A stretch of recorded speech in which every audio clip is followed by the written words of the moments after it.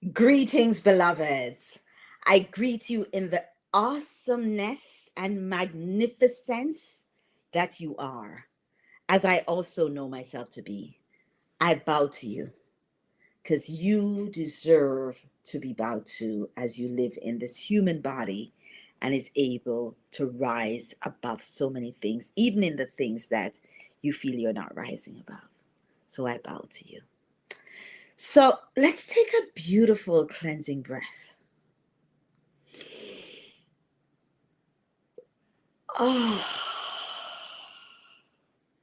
another nice, beautiful cleansing breath that also uplifts you. Deep inhale.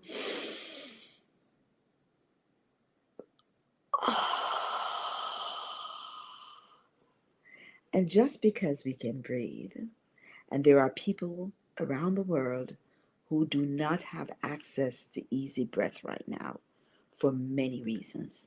Let's just take another breath for them. Nice inhale.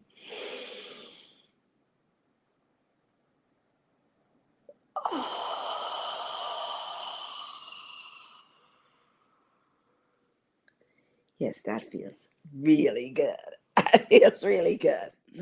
So, welcome to another episode of WholeSelf Leadership, brought to you by the Aina-Nia Learning Journey, Inc., where for over 2 decades we have been guiding, informing, and inspiring individuals and institutions to lead and live the highest version of their vision, their purpose for being on this planet at this time.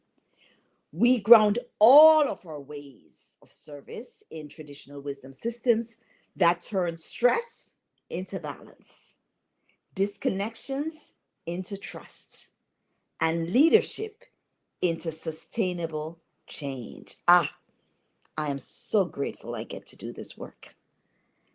In this conversation we're about to have this evening, we will be diving into what it means to remember, bringing the members back together, your power, and the art of decolonizing success beyond external validation.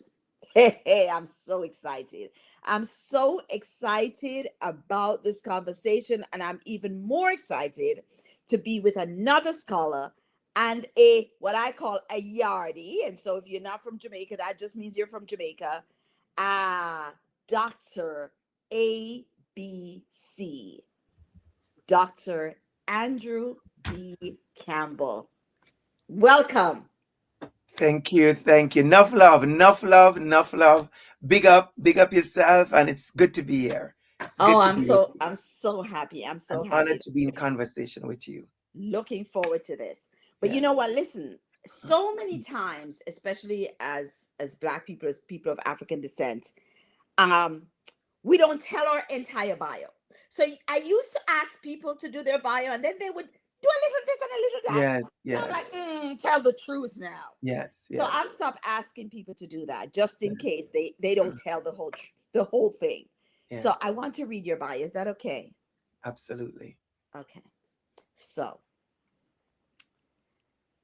Dr. ABC, Dr. Andrew B. Campbell is an assistant professor in leadership for racial justice in teacher education in the Masters of Teaching program at the University of Toronto, Ontario Institute for Studies in Education.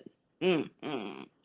He is the coordinator for the Black Futures Educators program and a newly appointed director, can we say director, of the Center for Black Studies in Education.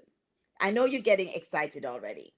Dr. ABC is known to the OISE, which is the Institute for Education, and wider community for his leadership in advancing equity. Leadership. And let me say equity again, because we're talking about equity at a time when equity is a bad word.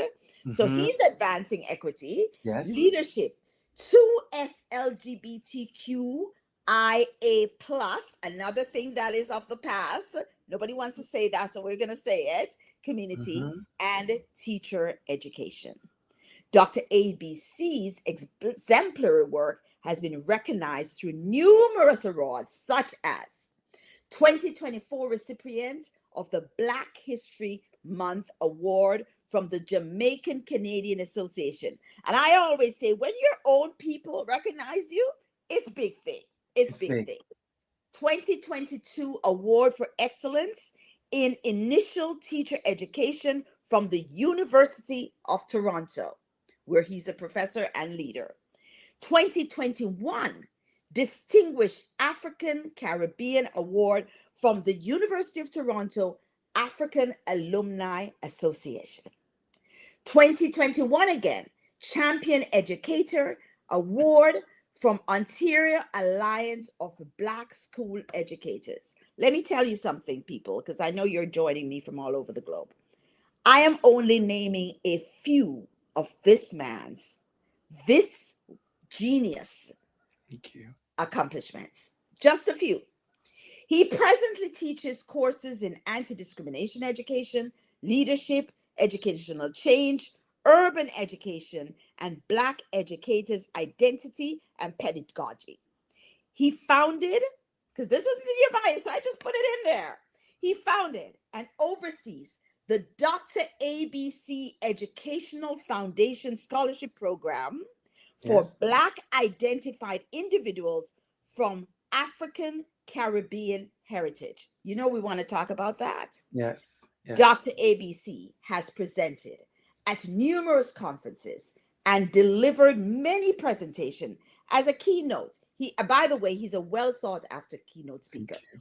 motivational speaker. I call it inspirational speaker, Yes. workshop facilitator. He loves people, food, fashion, traveling, and bringing his community together for a good meal. Again, Dr. ABC, thank you for choosing to have this conversation with me. With Yes.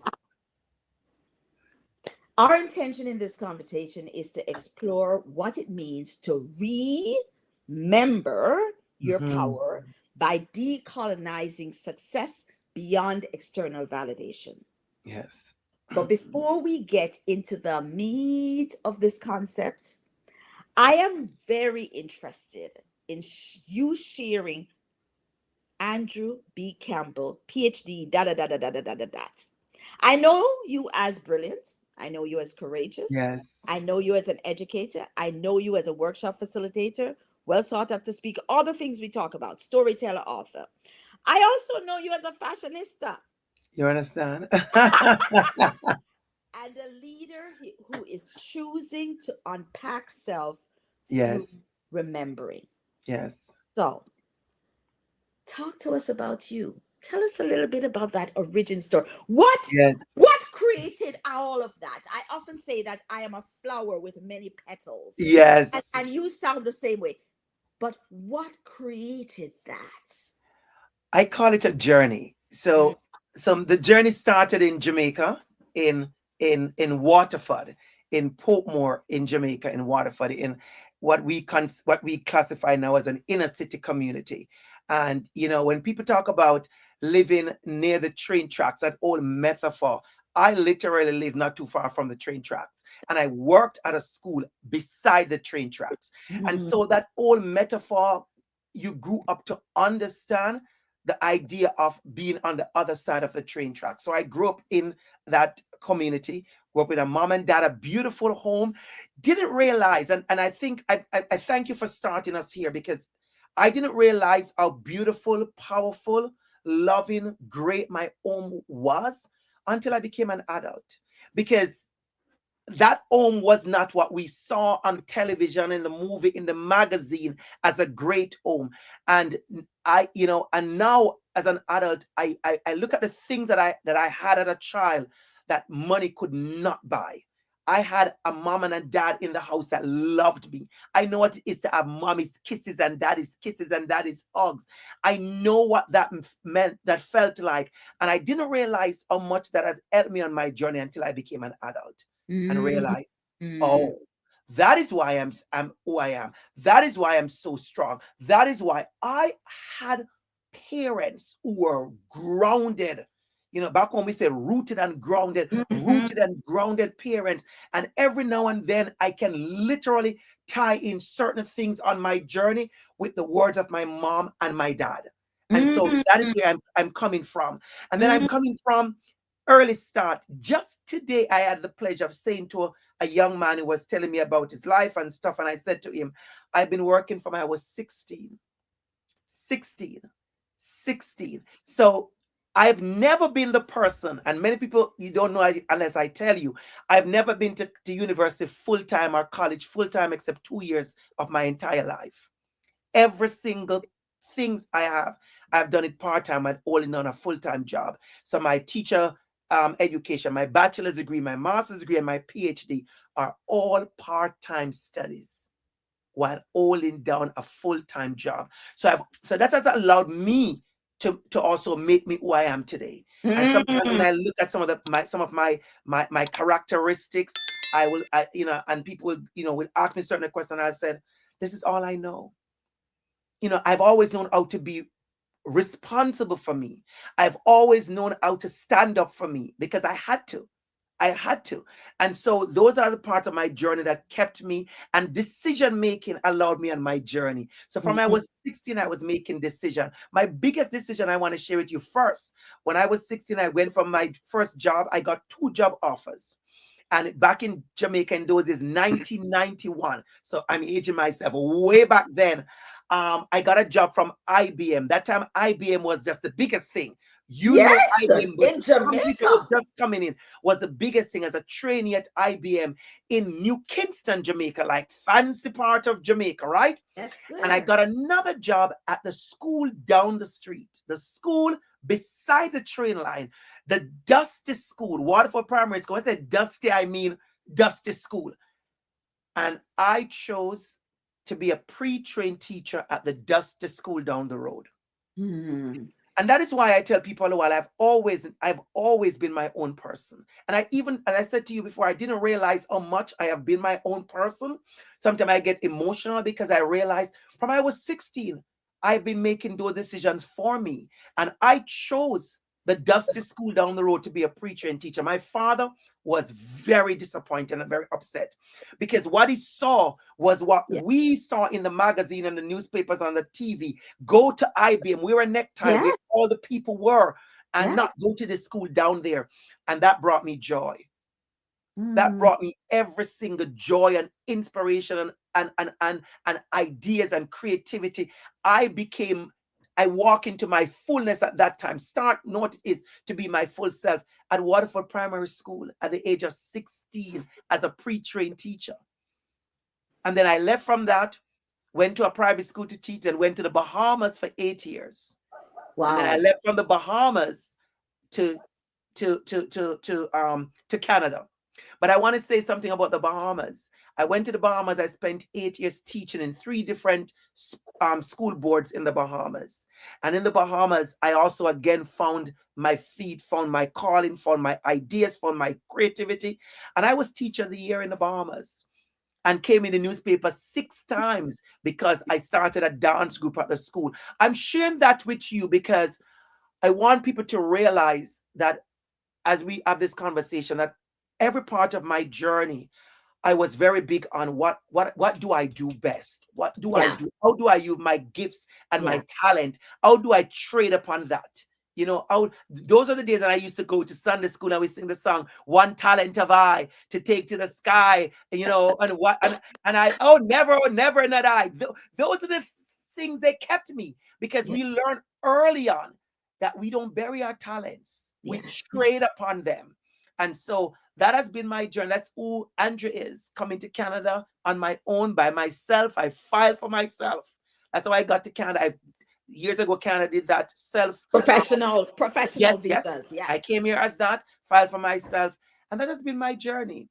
That has been my journey to brought me to this place. And at each part of that journey, I've made big decisions about my life, about my goal, about my choices, about what I want for myself, about my journey. So that's bring me to here today, to be with you. Wow. Yes. Wow. Those stories are really important. Yes. Because I know you get this a lot because I get it too. How do I be like you? That's Yes, like yes, yes, yes. and I said, then you would have had to go on that. It didn't. Me not just a come, No, no, right? no, no, no, Me not just a come. no. And so it's the journey. And I think Yes, what is holding me about everything you said is this piece around your parenting. yes, Your parenting. Listen, Dr. ABC, my work is coaching work. yes. I don't sit in front of many people. I am telling you very easily, 10% Thank who you. say, I had a great childhood. Yeah. I had parents. I'm sure they weren't whatever perfect is, No, but they no. certainly were the parents that allowed you to make conscious decisions for yourself Yes, and to yes, think critically and to have these philosophies, and to ground yourself in these principles. I can you say your parents' names for me? yes, yes, yes. Absolutely. So my mom is Doris Campbell, Doris Adina Campbell, and I do bring her into the space, or wisdom, or advice, or admonition. She loved that word. Or admonition. She loved that word. She gonna admonish you. It's not just correcting you. It's not just warning you. It's deep. It's an admonishment, right? So that's my mom, and I thank for so many things that I've done today. I know it's her admonishment. It's her ideas. It's her reminding me of certain things. It's her telling me to pull back from certain things. And my dad, which is the opposite of my mom, and my dad is Alman Lloyd Campbell. And he's different. He's outside. My dad is big. He's a big personality. I am more of my dad than my mom. So Ah, I am of the passion for life, and the determination, the discipline. That's my mom. That's my ah, mom. The ah. discipline. My dad, it's the bigness of the personality. My dad, it's the entrance. My dad is the exit. My dad, Mr. Campbell, or as he was known, Andrew and Marky father. That's what they call it. Marky and Andrew father. That's what they call it. You see, Marky father and Andrew father just passed here. They would say Mr. Campbell is our father. And my father is tall. He walks with his step. He likes nice things. He likes a presence. He likes an entrance. And my father, we call it boast then. I didn't realize how powerful that boasting was. In a Yes, world that we grew up in that says, be seen and not heard, yes, and yes, humble yourself, and yes, all that kind of stuff. And my father would is not into that. My mother is into, my father is into letting everybody know his son passed the CXC. Let everybody know I went to teachers college. When I get emotional, I always say to myself, if my dad was alive, oh, every single person on that taxi stand, my father was a taxi man. okay. Every single person on that taxi stand, know I went to university, know I have a degree, and know me as a I big love teacher. it. I And know love me as a it. big teacher. not Imagine not just now any if my teacher. father was alive to tell all the taxi men his son is a big professor. And Yes, that is just it's not simple. It's the way how I saw the pride he had in me. And many wow, of us, many young people don't get that. They don't have that somebody to boost them up, so to they speak. don't. My father boots me up. Big Oh yeah, up, big up, big me up. big Everybody, up, big up. everybody on the taxi stand know me went to my teacher's college. Me a big teacher, everything like that, because that's how he spoke about us, right? That's how he spoke about us, and that's something that has always has never left me. So those are my parents: Doris Campbell, Wow. Doris Adana Campbell, famous to know as Mother Campbell, and my father, Alman Campbell. Yeah. So I am so grateful for Mother Campbell Yes. and Yes. Yes. Almond Campbell Yes. for bringing you into this world so I can be in the Yes. same sphere as you. And I love that, it's not just my son is a teacher. My son No. is a big Big teacher, teacher. Big right? Not teacher. just any teacher and big professor. It's not just Yes. any. And Yes. the Yes. confidence that gives to a child. The other thing Yes. you talked about, you talked about choosing to go to the dusty school. Yes. And I was gonna ask you how what takes you there, but I think you spoke to it.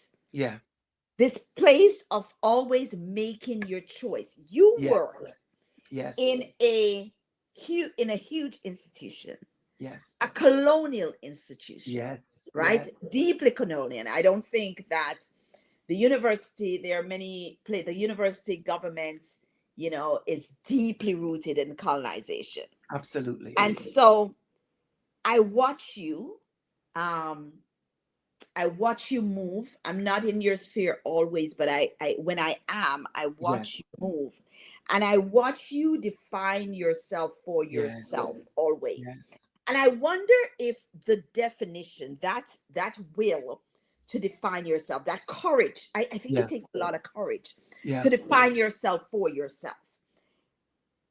I wonder about the drive for that is, and I always wonder, is it knowing your purpose that allows you to define yourself, or is it the searching for your purpose? I just wonder. I'm interrogating that Yeah. because you define yourself for Yeah. yourself in the midst of risk, may I say. Yes. Yes. Yes. So can you share a little bit about that? The first thing I'll say is, as you said, people will see you and they want the glory, they want this, and they don't know how the process is. I always say to people, it's the work that many of us do and the way we show up, it's consequential. It is consequential, but you have to decide. You have to decide. I always notice many of us, especially as Black folks, oh, we want to talk about Martin Luther King. We want to talk about him, but nobody wants to say he was assassinated. We want to talk about Rosa Parks, but nobody wants to talk about what happened with that she made us, the walk that we had to the people had to walk. We want to talk about Harriet Tubman, but nobody wants to say there were posters all over, wanted dead or alive, Yes. bounty on our head. Yeah. So we want the glory, so to speak, and the fabulosity and the professor and the entrance and the this and the that.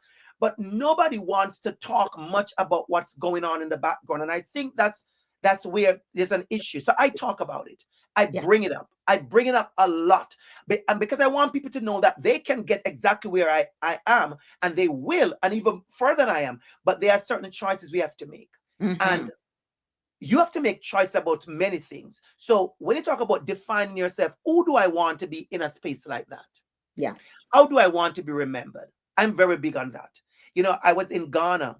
I tell you this, I was in Ghana 2024. I've been to Ghana every year since 2022. 2024, when I was in Ghana, I went to the Ninchinchinio Museum where they had all the ancestral images in the water and the heads and stuff. And they brought us through and we spent time and we talk about ancestors. There was an altar. I'm getting deeper in my work in self-decolonization.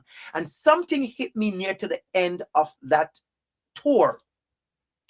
Somehow when we go to Africa, I think all of us, and we say the word ancestors. I think all of a sudden when we say ancestors, we have this power above us, energy coming down, coming through us.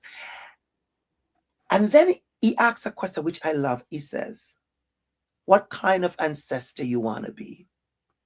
Because I always love that question. He said a lot of us come to Africa, and we believe that every Black person who is old and dead in Africa is this. He said, no, there are ancestors who are lazy and they die lazy and they are lazy. They are not doing anything. They're not the one fighting for you and coming to you. They are ancestors who are dishonest in community. There are ancestors who did not show up for their part of community, and they die like that. And those ancestors, they don't magically become great afterwards. So when he said that to me, when he mentioned that, it hit me. I said, what kind of ancestor I want to be? Yeah.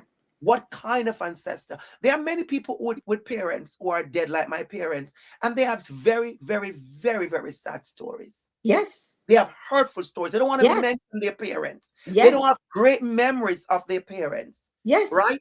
But for me, So my journey is also, what do I want to be remembered for? And I'm Yes. at that space. What do I want? I want to be remembered for the ways in which I work and walk in community. Two Yes. different things. Yep. Because the work is work is work is work. But I also want to be remembered for how I walk in community, how I showed up in community when there was no work. You're right? Because that's sometimes we are almost two different persons. We are good at the work, but we are not good with the walk. And so for me, I have made that decision. I also have decided within the university that I was going to be cheering for Blackness intentionally. So let me tell you what that looks like. Whenever there's anything happening in the university and Blackness is involved, to be empowered, Black students, Black faculty, Black workers, I'm going to pour out. I'm intentional about that. So even in a space like that, deciding how do I use my energy, how I use my extra energy, how I use my after hour energy, how I use my weekend energy, how I use my personal energy. I have made decisions, and those decisions have assisted me and have allowed me to be able to navigate a space like that. Talk more about that. Because we hear the decision, but then talk more about that, how the decision does that. How the decision does that. So going to a space like that, especially they have this thing that we use, and anybody listening to me is gonna really appreciate that when they said you're pre-tenure. There's a term they use at university, pre-tenure, which means you're not yet tenure, you're not yet safe. That's how I interpret it. You're not yet safe. And so you hear people, even Black folks. I remember one meeting I was in, and you could feel it because I opened my mouth and I said, there's a tone about advocacy in the universe, and I believe is pretentious. Is people say to you, yeah, but be careful because you don't get tenure yet. And they say that a lot. Many times. It's everywhere you go. And it's almost, there's a truth to it and a real fairness to it that you don't have a certain kind of power and access. And so be careful how you navigate, because it may be injurious to you or it may be consequential. But then on the other side, that I question that, because if you are going to show up as a Black man with your whole self in spaces that are so colonized, you have already have to realize that it's going to be injurious to you. It's going to be consequential. You are never the first pick. You are never the first choice. And so how do you do that? Because I think to myself, do I sit back and play it safe and be careful about everything I do and say until I get tenure? I'm going to tell you something very, very frank. If I do that for 6 years, by time I get tenure at the year 6, I have been so accustomed to this hiding, seeking, shading myself, not being my full self. How am I going to be bold and beautiful and Black and great after 6 years? It doesn't work.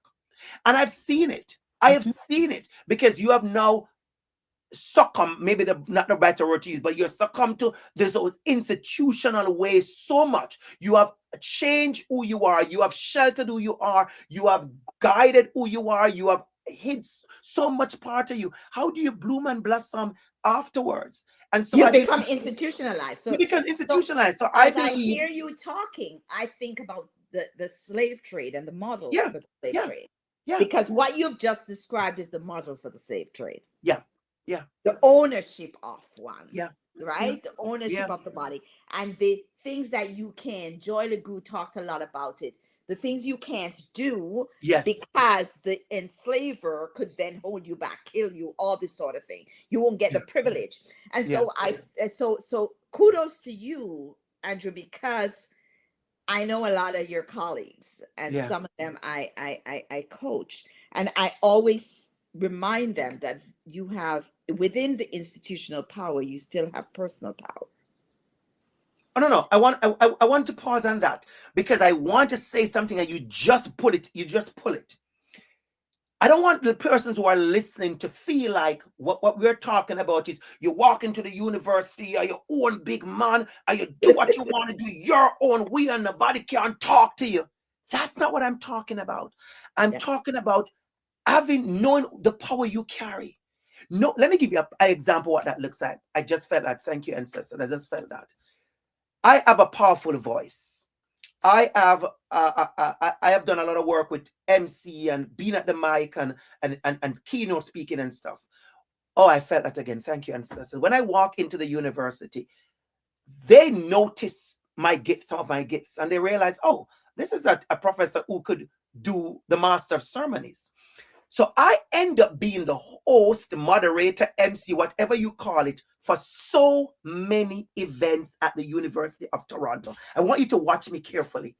So watch me carefully. So I am there as an employee, as a professor. I am doing my duty. I am not doing anything outside of my duty. They asked me, Dr. Campbell, can you be the moderator for this program? Can you be the MC? Can you be the this? Can you be the that? And they're giving me my duty, and I am saying yes. Now my power is my voice. Yes. My power is my 6'4" Black presence. My power is I decide if I'm going to go with nails and what jewelry.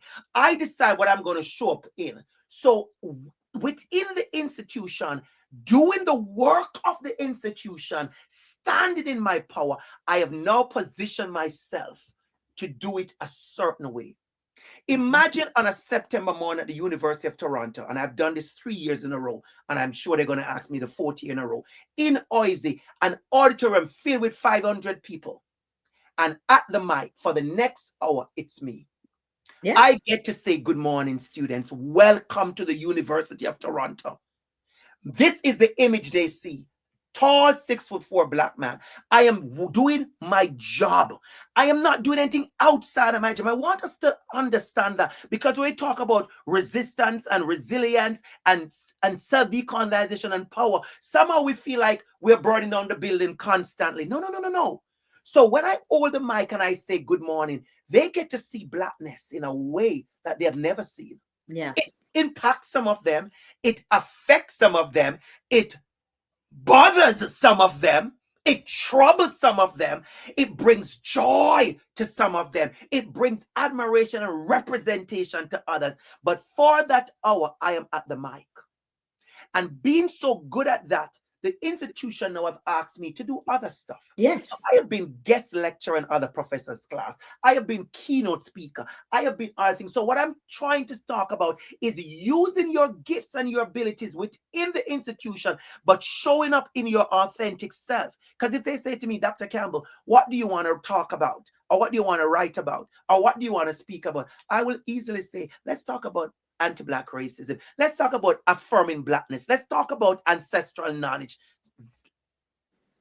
So Andrew, that is exactly what I asked. You have used your purpose to navigate the system. And why I think this is really important, I want to say two things. One is, it is not lost on me that you did the same thing in Bahamas. Yes. Right? So again, you have very strategically rolled your life through. Yes. No harm. Yes. And standing fully in yourself. Yes. The other thing I want to note is that, and I really am hoping that folks get this, because this is, I every opportunity I get to say this, I say it. Yes. Advocacy without strategy is useless. Absolutely. Absolutely useless. And all it becomes is noise. Yeah. And what I'm hearing you say as a professor who is brilliant, but you have a whole heap of brilliant professors in the university. Of course.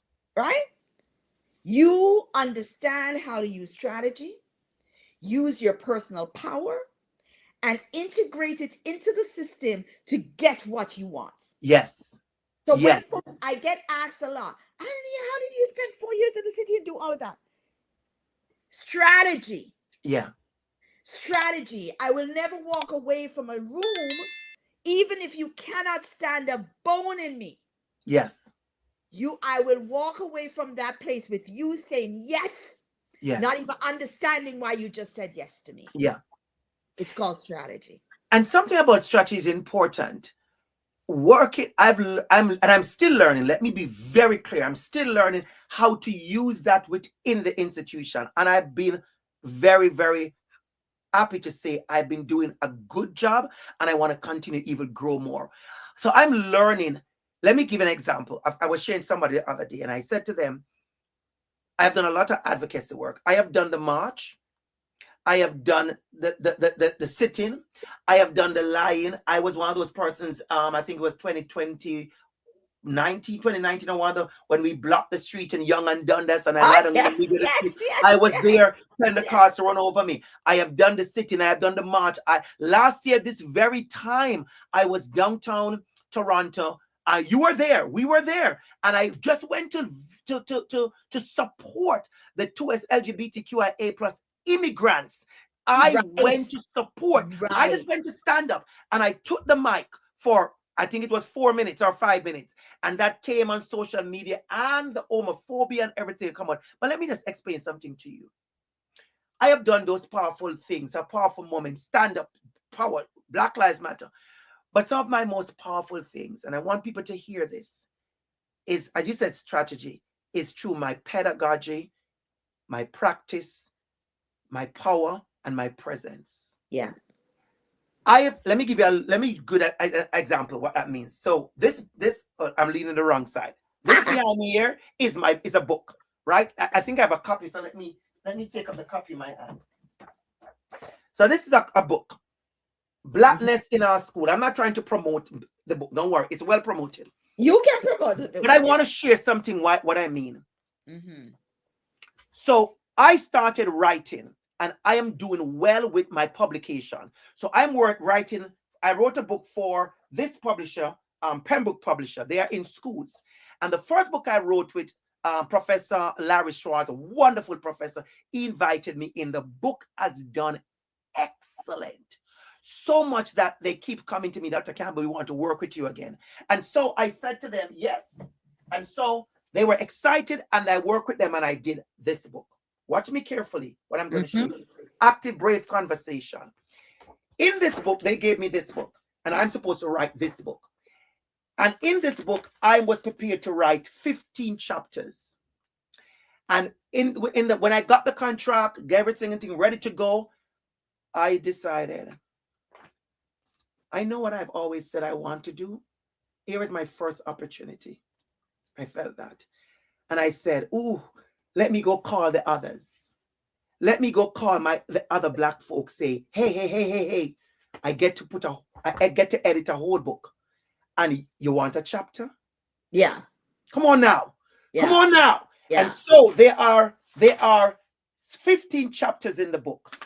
I have written the first one. I have gained enough currency, enough power, enough access, enough privilege that I can write one and be good. And so I call Black folks. And every single chapter in this book, every single of the other 14 chapters are written by other Black folks. Some of them, this is their first chapter. I have a couple other folks who are non-Black in it, but some of them, there's their first chapter. Some of these are co-workers. Some of these are students I teach. Some of these are people I walk with. Remember I said walk and work? I walk with. And they now have a published chapter on their resume. Instead of me taking all this book, because I can. My picture is at the back, so I'm not losing anything. My name is still on the cover. But 14 other people have a chapter. Now, let me just tell you the rest of the story. So now we have 2 books with Pembroke, and Pembroke wants this kind of quality and this kind of thing. Then I approach, knowing the kind of pull that I have earned, strategy now. Come on, strategy. I say to Pembroke, I would like to write a book that is about Blackness and in schools. And this is where they go, But then I remember, like you said, strategy. I've already given them 2 books that are doing very well. They don't hide it from me. They are selling and doing well. And now I want a book that is all about Blackness in our schools. Yeah. And I want a book where all the authors are Black.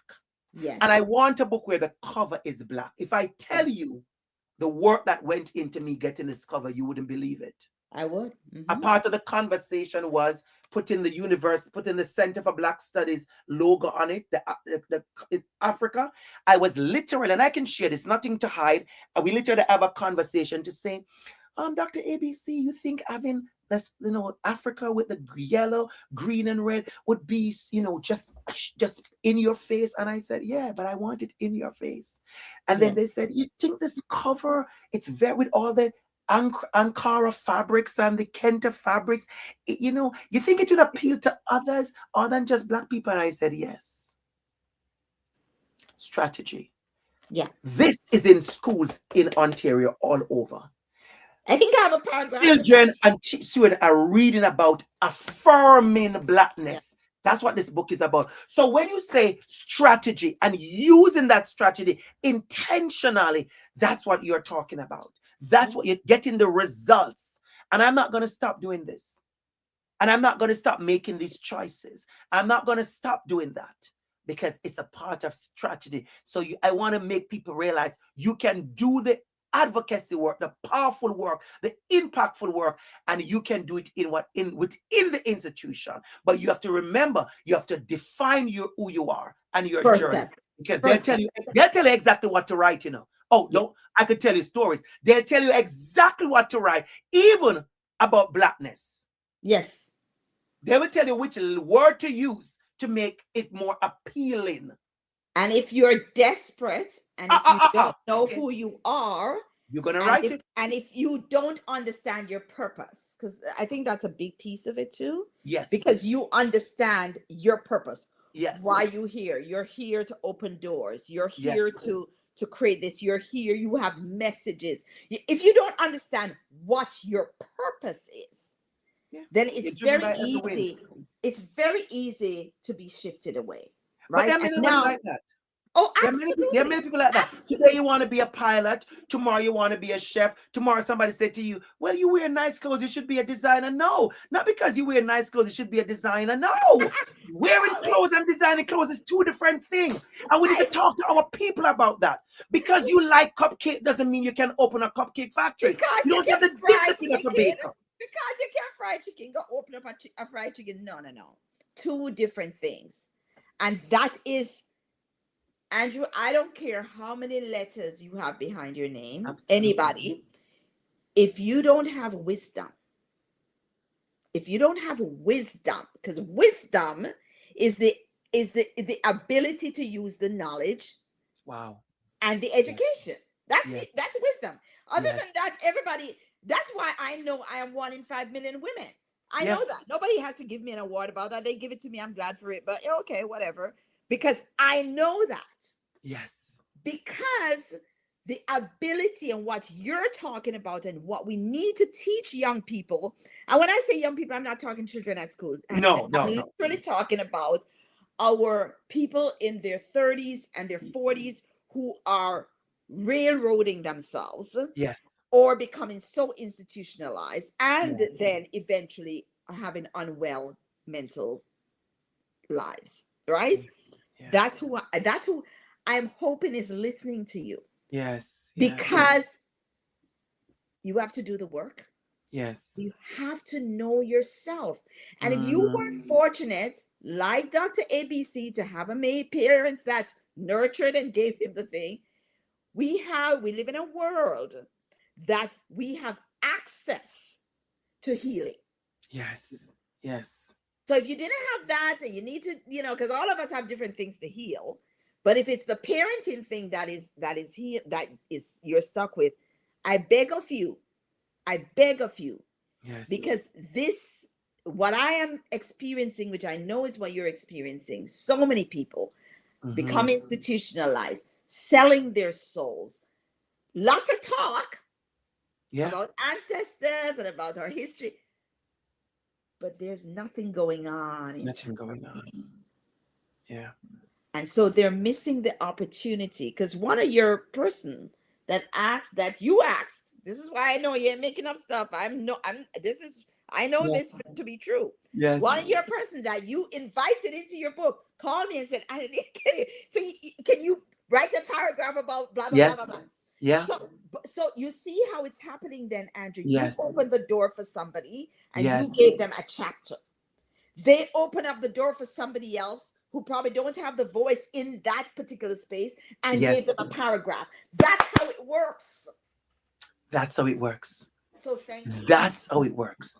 You said something powerful just now, though, about I think many of us, we are not well. That's what, and I think that's one part of the issue in the work that you do, the healing work. I've watched so many things that you do, the clips. I've listened to your clips a lot. The healing work. I think a lot of people don't realize how important that is. I think a lot of people think, well, that's just like the cute stuff, just ooh ooh ooh, ooh, ooh. No, no, no, no, no, no, no. Yes, no, no, no, no.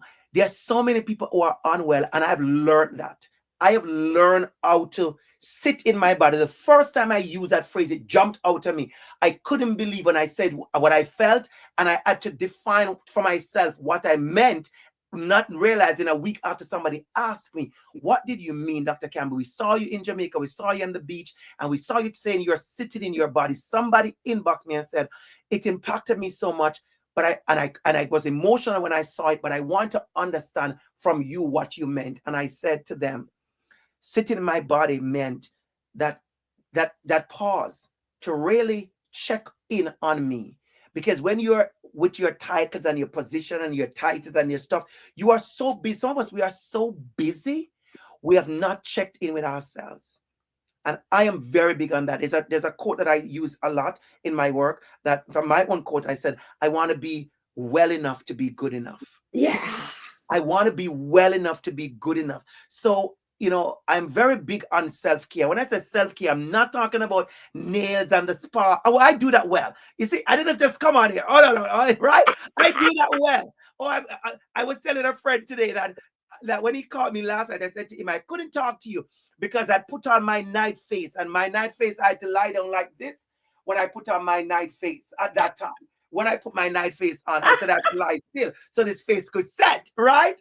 And we had a good laugh about it. But I'm not talking about that, because watch me.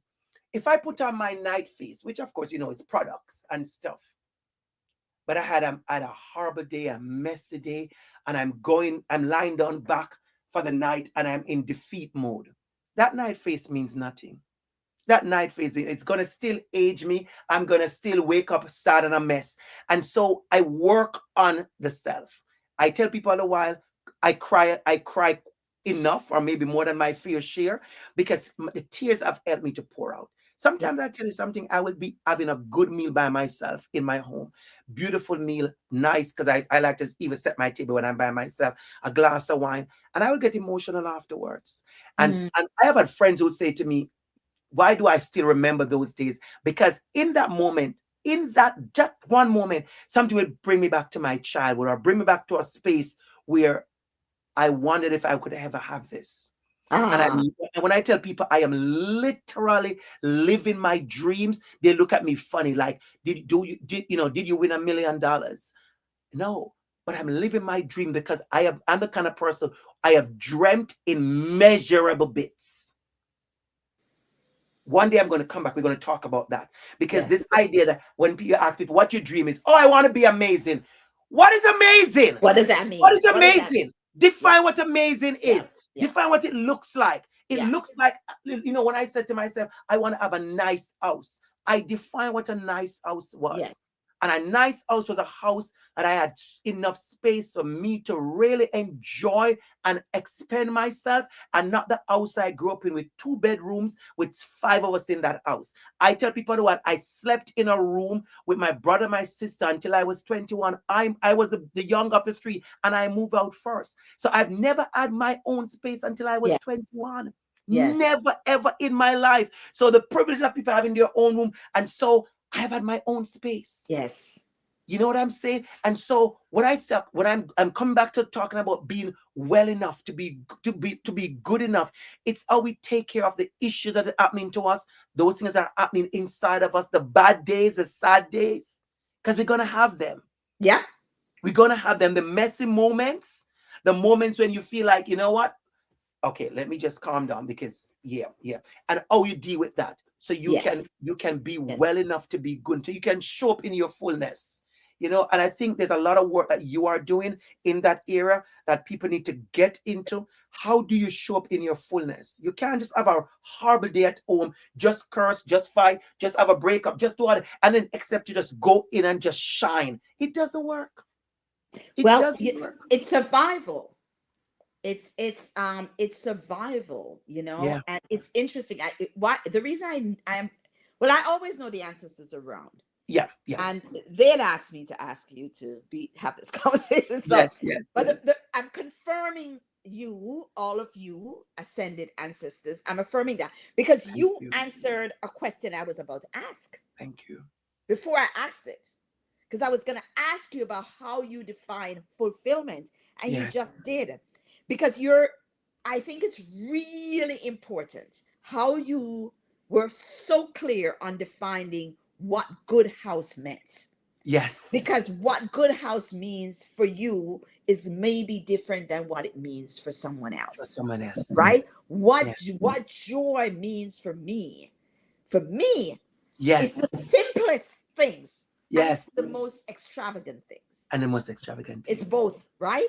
Yeah. So joy for me is, you know, I was working today, and in between my meetings, I'm cooking. Like it's a very interesting thing. And in Oh, yes. between that, one of my spiritual daughters knock on the door to bring me my hot sauce. And then Yes. she touch on the kitchen table, and I'm cooking, and I'm because I have to go to this 4:30 meeting, so she have to Yes. joy Joy. because I was able to cook, joy because I was able to do my meeting, joy because she turned up on unexpectedly. That's Yes. joy for me.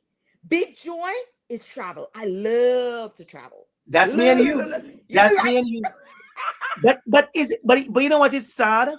A lot of us have not sat down and properly think, what brings me joy? Yes. And What so, brings me joy? when I ask executive leaders those questions, because I do, because you know Yeah. I cook differently. Yes. What is the joy? Just today I had that conversation with some. What brings you joy? What brings you It joy? often takes people 10 minutes and me prompting several times for Yes. them to even get to that joy. Yeah. And then I often have to say, okay, let's break it down. When you were 10 years old, Yes. what made you joyful? Yes. When you were 20 years old, because then I have to take them back. Yes. And Yes. so many of us, Dr. Campbell, have no clue what that Yes. means. And so when you talk about, you know, thank you for acknowledging the work I do and the healing work, the Yeah. reason I do that, I could do anything. I was a financial broker. You know, Yeah. finance is my background. I could do anything. I've been in private sector. I've been in public sector. The reason I am walking in this path Mm-hmm. where I am able to teach folks how to heal, and that healing is not a crisis thing. Healing is an No. everyday thing. Because as amazing as you are and as amazing as I am, trust and know Yes. the healing Yes. is still happening. Absolutely. Right? Absolutely. Absolutely. 100%. 100%. And we have to know that. Let me tell you something. When I started the work on self-decolonization, I'm going to tell you a story. At self-decolonization, I was invited, you know, as professor, we get invitations to bring a Yeah. chapter into a book. And I was invited to, because this person knew I was doing some work I just started, this was 2022. I just started the work 2022 in self-decolonization. And they heard me present twice on my reflection, my piece. And of course, it was powerful, it was intentional. And they invite me to write a chapter. I'm going to tell you this, and this is going to help somebody, I'm sure, I know. And I work on the chapter because I'm writing about my self-decolonization journey. And I remember speaking to one of the professor at Oise, you know her, Professor Joki Wan. Powerful. Yes. I Yes. love me some Professor Joki Wan. She's amazing. Honor and respect to her. Yeah. And I said to her, I'm writing this work, I'm new to this, and I'm thinking about the question, who am I who are you without colonization? Yeah. And she looked at me and she said, none of us, I said, most of us don't know who we are. She said, we have to learn that. We said we don't know. And the way she framed that, I was so happy because I was worried that I was not writing the way a university want me to write, because what I'm writing is about my journey and where I'm at in my journey. Let's say it's a journey of 1 to 100. I may be at number 4 or 5. Right. And so I'm writing, watch me carefully, authentically about where I'm at. I'm writing that I'm just here. I'm writing that I don't even really talk about spirituality because I'm a church boy, grew up in church under certain things. So I am learning little. I'm understanding who I am. I didn't even realize I was worthy. If you saw me, I'm sure you see my work. I'm writing out about you deserve. People don't realize, because I grew up as a little poor black boy and didn't know I deserve. I thought it was only people on TV that should get certain things. So I didn't know I deserve. So I know I've accepted a lot of foolishness because I guess that's for the tourists. I guess that's for the white people. I guess that's for the rich people. I guess that's for the people who have nice cars. That's for the people who their parents have business. Not knowing that it also belonged to me. So I am writing that. Let me tell you what happened. I submitted the chapter. I'm sharing it with you because it's important. I submitted this chapter. We're talking about institutions, universities, and this kind of stuff. I submitted the chapter. And when I submitted the chapter, the person, the editors, 2 of them, they reviewed it. And it was a horrible review. It was a review that wanted me to hurry up and decolonize. It was a review that says, you should write about this instead. Let the people know. Like, it's a review. I'm going to use my kind of word. It is a review that wanted me to show that I was at the level of Shaka Zulu. I was at the level of Zumunda. I was at the level of Wakanda. I was at the level of I am the fighter that sank the ship. I'm trying to figure out who I am as this little black boy who trying to find his light and wondering why is it that I love myself so much, but it seems like people don't want me to love me as much. Why is it that I'm standing in my truth, but my truth is dangerous because of my black and gayness? Why is it that I am blessed and I'm doing the work and I'm disciplined? And let me tell you what I did. You ready for this? I withdraw from the book. At a time when I needed chapters to build my pre-tenure profile, when I needed chapters to build my you listen to me, you invited me to talk the truth. So you know what, I come here, that's what I do. And I withdraw. And it hurt me, it impacted me, it affected me. But I said to myself, I am not going to write as if I am this black, powerful chief of some village in Ghana. No, this is my second trip to Ghana. What do you want me to talk about? I am not there yet. And I withdraw. If I tell you how well my work has been since that withdrawal, you wouldn't even believe it. Because what I've done is refining myself. You do this in your coaching. I have withdrawn to refine myself properly, to be authentic, because that chapter would have been a lot of pretense and performance. I was going to she wanted me to profile myself in a way that inspire other black men and black boys and black this and black that. But that's not who I am. And I see people doing that. They want to inspire all the black women, but you are not there. You're not there. You're not there. And so there. you become pretentious. But you know, here's why I think this was thank you for sharing that. This is a powerful story. And it's a powerful story because I want people to know that to be this, whatever they have decided that this is. Yes.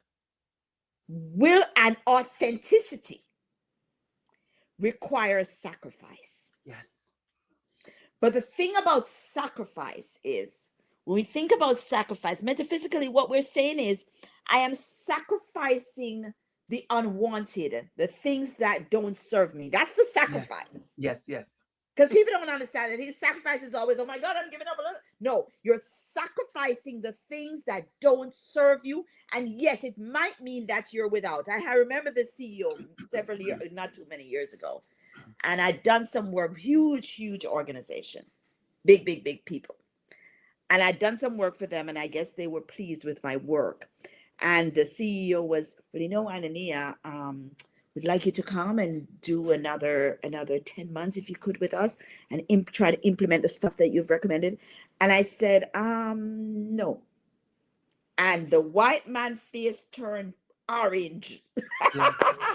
And he said, are you saying no because you don't have the capacity? Are you saying no because you don't want to? And I thought, oh shit, you shouldn't ask me that. So I sat up in my chair and I said, no, because I don't want to. And I said, I don't want to because at the end of every year, I do a reflection on how my year has been. Yes. And when I reflect on the work that I've done with your executives, it didn't bring me joy. No. And therefore, I must decline your offer. As I think, is it about the money? I said, no, I'm not driven by No. money. Money does nothing for me. It doesn't bring me joy. Yeah. Please, here is my report. Trust that you will find somebody to Yeah. You have to make the sacrifice. And brother, I had no idea where my next contract was coming from. Yeah. But exactly, this is what I want people to hear. You sacrifice, and you're in an institution that is highly competitive. Highly competitive. Yeah. So for you to withdraw from, like, I don't know if people understand what that means. Yeah. Choices, right? We have to, a part of your power is choices. A part of the decolonizing, for me, my decolonization journey, it's choices. I remember the word that my mother usually say, not every drum knock you must dance, right? You know, you have to make choices. Not every drum knock you must dance. Sometimes you have to tell yourself, well, you know what? The drum outside sound nice, but it's a rest night. Go sleep, right? You have to make choices. And some of these choices, as you said, they are consequential, but then you realize you're doing the right thing. Because I'm telling you, if I had made the correction that they had recommended, I'd have written a chapter that was not authentic. I couldn't walk in the chapter. You see, I can walk in this book. I can walk in this book. I live and breathe this. The topic of this book is called Affirming Identity, Fostering Belonging, and Celebrating Learning.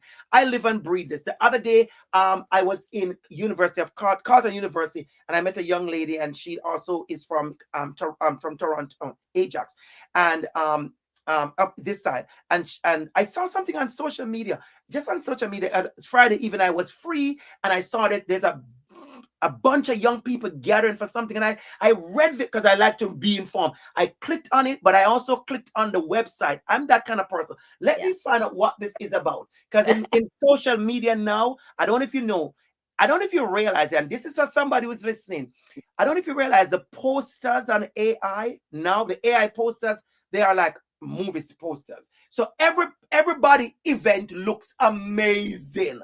Okay. Everything looks amazing because they're using all this AI now to make the posters and the flyers. But then the content is still mediocre. So I don't get carried away by the beauty of your posters. So I looked at it, I went on the web, and I go like, wow, there's a lot of young people, and they're gathering, and this lady's doing a lot for them and scholarship. So I said, let me go. And I bought a ticket, and somebody realized it's me. And I said, hey, Dr.ABC, thank you. So honored to have you there. Blah, blah. I said, no. All I'm coming to do is to clap. I am walking in the book that I write. I am coming to Affirm Blackness. There's a whole bunch of, maybe about 200 young people will be there. I bought a ticket to sit down and clap. Nothing else. And then I sponsored a table for young people as well. And I put on my clothes, went to that event. And let me tell you something. All I did was clap. Yeah. I didn't go to the mic because it's not my mic. It's not my. I didn't do nothing, and they realized it was Dr.ABC, and they give me the respect that I deserve. Yeah. But all I told them I was there to do was to clap. I joined the line for the food like everybody else. It was good. I eat my food. Planting was really good. And come back and get my drink. I get 2 cups of drink because I wanted more, and I clap again. What I'm talking about is when you are authentic and you, no matter about work, but walk into that, it pays off so well. It pays off so well. If you had fake the chapter and fake this and make yourself to be this person that you're not, because it's what society is forcing many of us to do, right? To be the person you are not. Hurry up and become. Hurry up and become. You need to get out of my head, because I was just about to say that. You have to have patience. Yeah. And you have to trust. So, you know, we could talk for another 2 days, eh? Because there are some pieces that I really wanted to get Yeah. into. But we got into it. We got into what we needed to get into. So, Dr. ABC, what's next for you? Mm. I said something the other day. I was interviewed by the university ed communication. They said they came to the university to interview me. So I said, Campbell, we love your work. Talk to us. And a part of one of those clips that kept playing, everybody love it. I said, I'm still in dream mode. I'm in dream mode. I'm in dream mode. And what is next for me? It's not just professional. What is next for me? You asked me for me For as in you, my yeah, own person. For me as my old person, I just did one of the things that I wanted next. I wanted a little space somewhere I could escape. So I was shady. I just bought a beautiful place somewhere I could have a little escape. So I yes, wanted that. I'm beautiful, literally calling the place the escape. So I'm not somewhere beautiful. not too far where I can run away when it get cool here. Because I'm already at that stage where I am thinking, Yes, yes, I need to.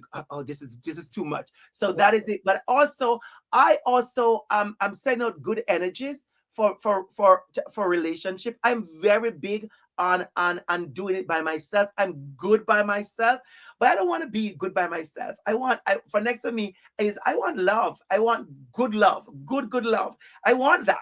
I'm speaking Not that. just any love. Not I just any not love. just I could get any love. Oh, any love is out there. I see it all the time. I see the people who love me and don't know who I am because they like the ABC or they like that I travel a lot. So maybe Yes, I have another plane ticket. You know, that kind of way. yes, I don't want. yes. I know what I want, the love. I also want to continue to do what I do in the academic space, University of Toronto, when it comes to working and my teaching. I love teaching, and I just want to continue doing that and doing it at every level. I want to travel the world to speak. I love being a keynote. It's my passion. It's my joy. That brings me joy. Yes. Going out to talk, that brings me joy. And I want to travel the world. I want to travel the world to speak. I want to go to many countries to speak. I want when you say Dr. ABC, I said I'm off to Austria. I'm off to Love, Australia. I'm love off it. to Cuba. I'm off to Haiti. I'm off to St. Lucia. I'm off to France. I'm off to these places to speak, to impact, to share, to do what I do best. I want to do all of that. And what else next for me is I want to still maintain community. I want to still keep community in a way that I've started. I love. I want to grow my scholarship for more opportunities for students.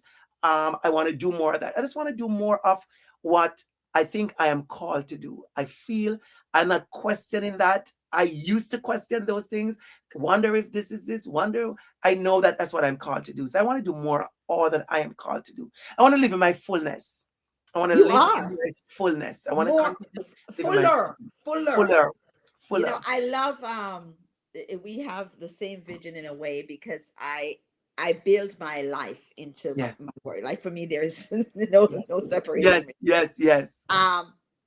But I want to end with this.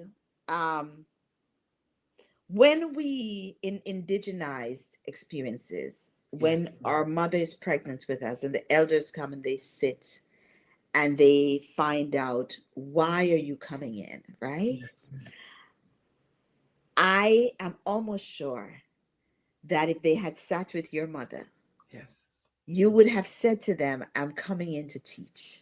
yes, yes, And they would have said, okay.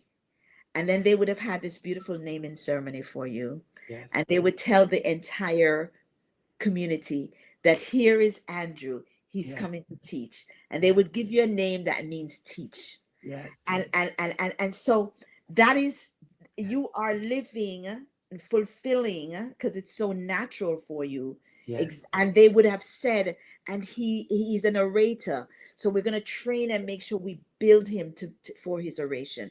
yes, I feel that very, very, very for certain.